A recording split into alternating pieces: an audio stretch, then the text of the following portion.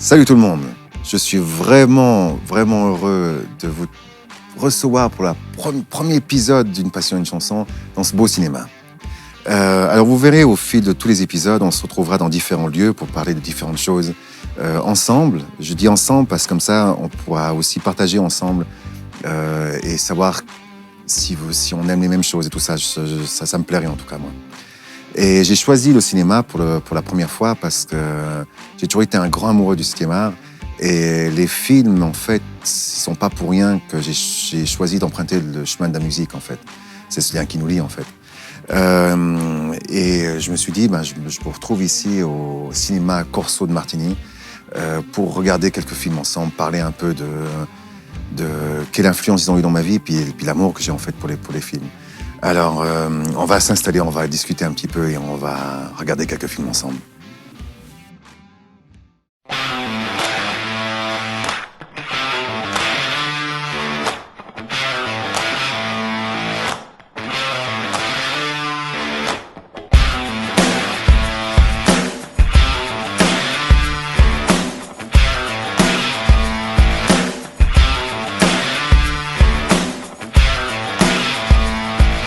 C'est pas un peu trop ça quand même, mais c'est cool.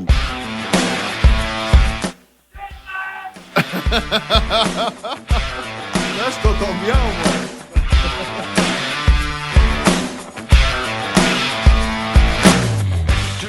Alors, mes acteurs, moi, préférés quand j'étais gosse, je les ai regardés, mais tellement de fois. C'est Bud Spencer et Terence Hill.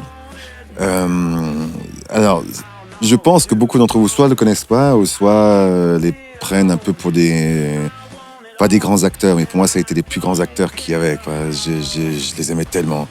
Et je trouve que dans leurs films... Alors j'aimais pas parce que surtout aux États-Unis et même ici en Europe, on appelait les western spaghetti. Tout ce qu'ils faisaient, c'est western spaghetti. Et ça, je trouve dommage parce que c'était un peu dénigré, je trouvais, leur travail et leurs films. Et c'était bien plus que ça, parce qu'il y avait vraiment quelque chose de bien dans leurs films et quelque chose de profond. C'était un peu toujours ces côtés bad boy, ces côtés bandits, vraiment au grand cœur, qui faisaient vraiment des choses vraiment bien pour les gens. On oublie le trésor, on oublie l'argent, on oublie le profit, et on va aider le pauvre et on va aider le faible, quoi. Et c'est ça que j'aime par-dessus tout avec Bud Spencer et Terence Hill, parce que c'est vraiment quelque chose qui pour moi, qui m'a marqué en grandissant, et c'était mes héros, c'était vraiment ceux que j'aimais. Et c'était des bons westerns. Pour moi, c'était vraiment des bons westerns, quoi. Qu'est-ce qui se passe ici? Ce film, on appelle Trinita. Non. J'adore ce film, j'ai regardé des milliers de fois. Et justement, cette scène en particulier, ça montre ce que je te disais, justement, où t'as ce côté bon et ce côté en castagne sans être vraiment méchant, quoi, tu sais. Et j'adore ce passage. Je te laisse faire ça si tu veux. Non, comme ça, au son du lit, ce serait pas raisonnable. Je crois que t'as mis tes copains dans la merde, mon pote.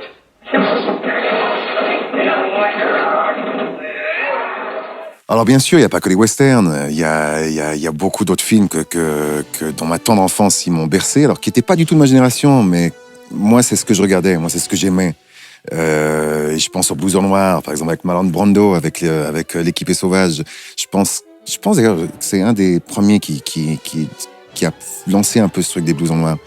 Mais moi j'adorais, quoi. Quand je le regardais, je dis je vais être comme ça quand je suis grand, tu sais. Mais ça m'a porté, quoi. Mais il y avait pas que ça. Il y avait La Fureur de vivre avec James Dean. C'est tout des films. Alors peut-être que la nouvelle génération ne connaît pas ou trouve pas intéressante, mais moi c'est des films que j'ai adorés, quoi. Vraiment que j'ai adoré. Alors pour moi, mon film préféré, s'il faudrait choisir que un. Je pense que beaucoup vont pas le comprendre parce qu'ils vont dire mais attends, c'est pas un chef-d'œuvre. Mais pour moi, c'est un chef-d'œuvre, c'est Christine. Christine, pour moi, c'est vraiment le plus beau film. C'était la plus belle voiture au monde, quoi.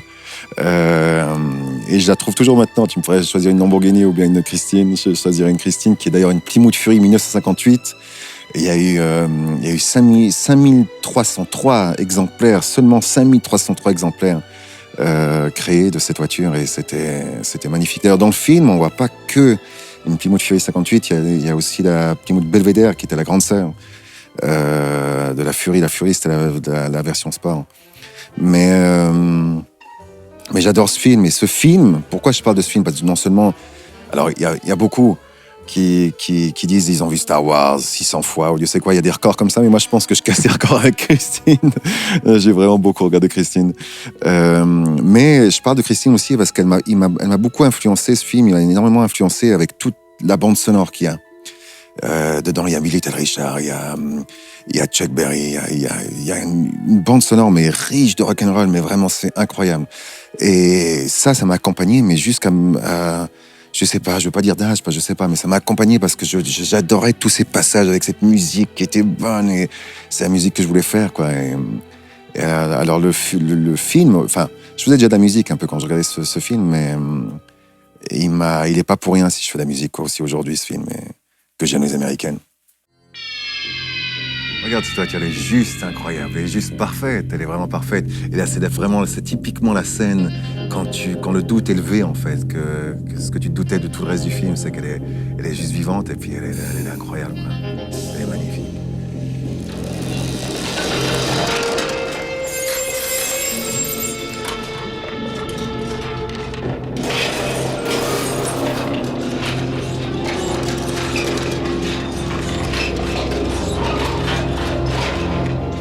Alors forcément, il y a beaucoup d'autres films. Il y a énormément d'autres films qui m'ont accompagné. D'ailleurs, ce serait intéressant. Ce serait intéressant de faire peut-être. Moi, en tout cas, ça me plairait. Je sais pas si ça vous plairait. Moi, ça me plairait de faire un long épisode comme ça, en vous montrant les films qui m'ont accompagné, qui m'ont fait grandir, en fait. Mais il y a tellement d'autres films. Je pense à Roadhouse, Patrick Swayze, qui est pour moi qui était un grand acteur. Que j'ai adoré, avec tout le monde connaît Dirty Dancing, mais il n'y avait pas que ça, il a fait beaucoup d'autres films qui étaient vraiment géniaux pour moi.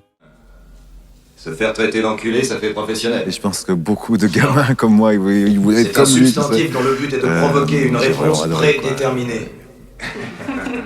Et si l'on traite ma mère de connasse? C'en est une. Je vous le dis, il faut être cool. Jusqu'au moment où il faut plus l'être. Mais comment sommes-nous censés le savoir? C'est moi, ouais. C'est moi qui vous le dirai. Et lui, comme dans Roadhouse, encore une fois, la musique comme Jeff Healey qui jouait dans ce film en tant qu'acteur et musicien. Je l'ai découvert d'ailleurs dans ce film. Et je l'ai découvert bien plus tard, mais j'ai découvert après plus tard justement toute sa discographie et son monde musical qui était juste splendide.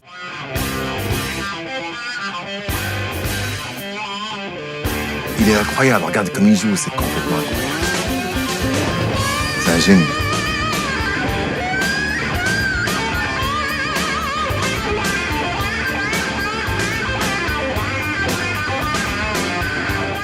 Alors pour moi, le cinéma, justement, c'est quelque chose, en fait, qui fait... Ça décrit un peu comme tu vas grandir, en fait. Tous les héros que tu vois sur tes écrans, tu veux les ressembler, tu veux être comme eux. Et c'est pour ça les films d'avant, moi, j'ai une petite préférence pour les films d'avant, parce que maintenant, on a l'habitude de voir, tu sais, ces grands mecs baraqués qui écrasent la nuque des gars et qui tirent 600 balles à la minute, sans aucun état d'âme. C'est des gars qui sont justes aussi, qui font le bien, qui font ça pour le bien, mais avec un certain voilà, tu vois ce que je veux dire. Alors que les films d'avant, il y avait un côté où on tabasse, mais on tue pas. C'est un peu ça le truc. Et je trouve ça, quand t'es un enfant, ça te montre qui tu vas devenir, parce que tu veux être comme tes héros, tu veux être comme eux, et ça va te montrer l'adulte que tu vas être, en fait, l'adulte que tu veux être. Alors pour vous parler un peu maintenant de la musique et pourquoi j'ai choisi ce chemin d'être musicien et de faire ça, je vais vous parler forcément de Vince Taylor. je pense beaucoup d'entre vous le sait déjà, c'était mon oncle. Mais pour moi, Vince, il m'a énormément apporté. Alors lui, il faut quand même que je vous dise quelque chose sur lui, c'est que lui, pour moi, je le voyais comme un merveilleux imitateur. Un merveilleux imitateur, tu sais, d'Elvis et de tous ces bons rockers. Mais vraiment un bon imitateur parce que j'adorais quoi, sa musique, j'adorais son style et tout. Je dirais que je l'ai vu comme ça jusqu'à... quand j'étais jeune adolescent, je pense. Jusqu'avant... Je me suis rendu compte à cet âge-là, en fait que c'était pas un imitateur, mais du tout, c'était plutôt un précurseur. C'était en 57, je crois, 57-58, quand il a commencé à mettre le blouson noir et tout. Et puis en fait, alors l'anecdote, elle est incroyable parce que je sais plus comment il s'appelle, son manager. Il voulait qu'il vienne un peu moins bad boy. Alors il avait copié Elvis en mettant des comment on appelle, des costards et tout, pour réussir à casser un peu cette image de bad boy. Et puis, mais ça lui allait pas. Alors du coup, il est vite revenu à son cuir et après, après il est devenu ce qu'il est devenu. Mais pour moi, Vince, ça a été vraiment, c'était quelqu'un que j'admirais énormément. Et puis, c'était quelqu'un que je pense que je le voyais aussi comme un imitateur parce que je le prenais pas au sérieux, parce que je le voyais dans mon salon avec mon père. Mon père le faisait toujours chanter, chante cette chanson, puis il chantait et je trouvais ça génial. Alors c'est pour ça que je pense que je le voyais pas comme la grande star qu'il était, mais c'est quelqu'un qui m'a énormément apporté et puis quelqu'un qui me porte encore aujourd'hui quoi. Et ouais, c'est quelqu'un de bien quoi. Ça me fait quelque chose de voir sur cet immense écran, ça. Tu te rends pas compte combien de fois j'ai regardé sur ma petite télé 4 tiers, tu sais, et je dansais comme lui là-dessus, c'était génial.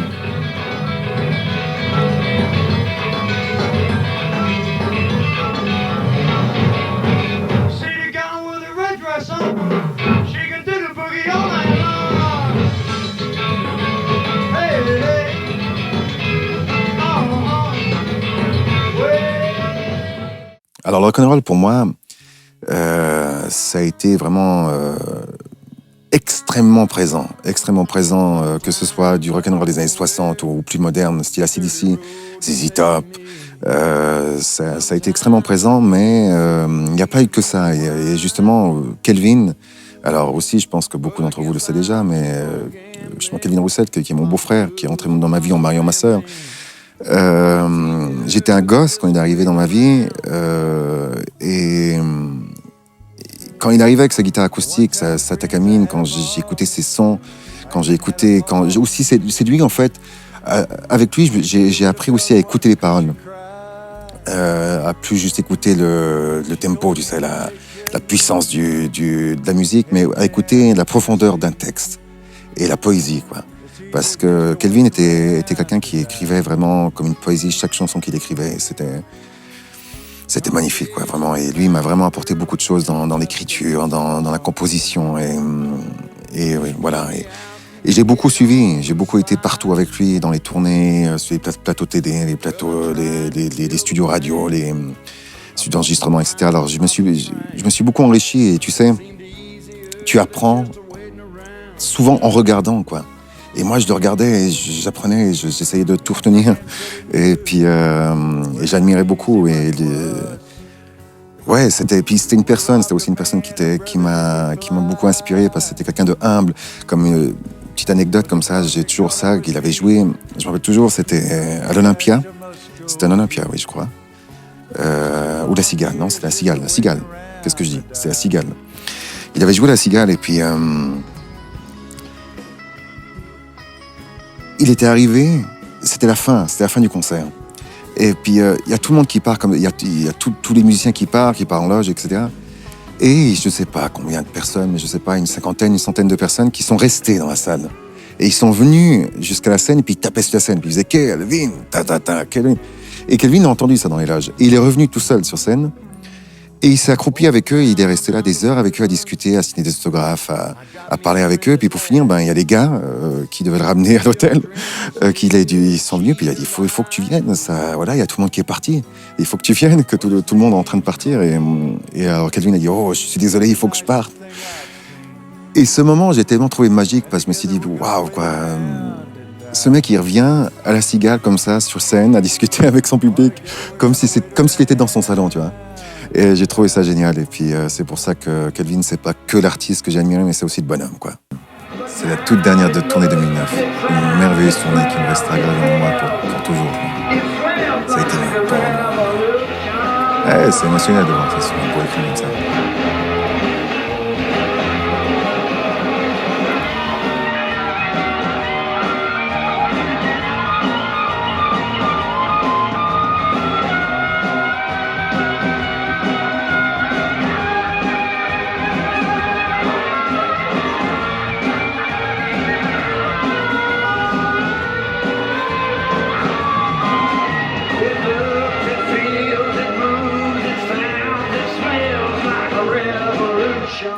Nous voilà déjà à la fin de cet épisode. Pour moi, ça a été vraiment un immense plaisir de partager tous ces bons moments avec vous, de regarder tous ces films et je me suis vraiment replongé dans mon enfance, quoi. Alors, je vous donne rendez-vous pour un prochain épisode et vous verrez dans le prochain épisode, je pense que ça va vous surprendre, ça va être totalement un autre endroit et... Enfin, je vous dis pas plus, quoi. Ça va être vraiment un super truc, je pense que vous allez aimer. Alors peut-être je vous ai donné envie de regarder un bon film ce soir ou un bon disque, écouter un bon disque. On va finir en musique, comme chaque épisode va finir. Et je vous dis à très vite. Prenez soin de vous. Ok, alors pour finir cet épisode, ici dans ce beau cinéma, je me suis dit que je vais faire la chanson Clap Your Hand. Pourquoi Clap Your Hand? Parce que simplement, c'est une chanson que j'écris pour vous. Qui explique simplement que j'ai besoin de vos cris, j'ai besoin de vos sourires à chaque instant de ma vie. Et je me suis dit, pour un premier épisode, c'est pas mal, quoi.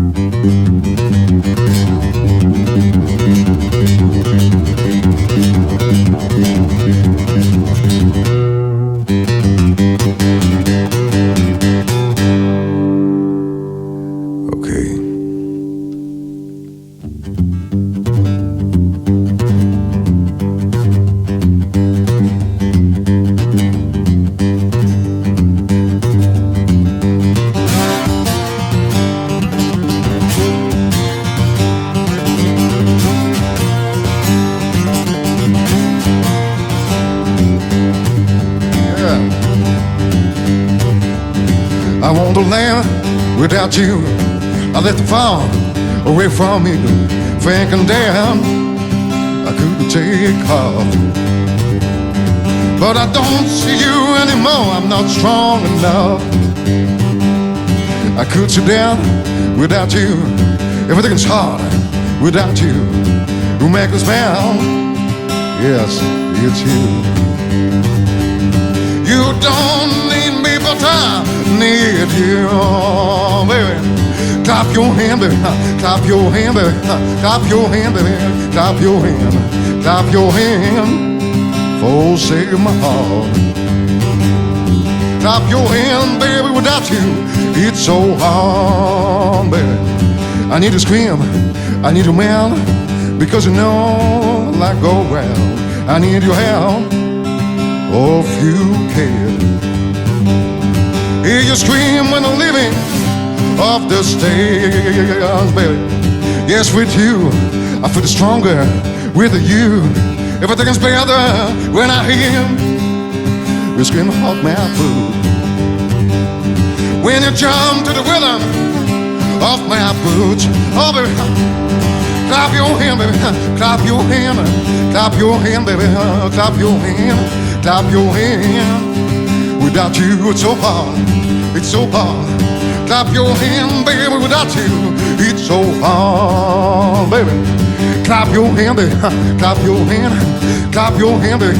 Clap your hand. Clap your hand. Without you, it's so hard. It's so hard. Clap your hand, baby. Without you, it's so hard. Come on, baby. Clap your hand. Clap your hand, baby. Clap your hand, baby. Clap your hand. Clap your hand. Without you, it's so hard. It's so hard. Clap your hand, baby. Without you, it's so hard.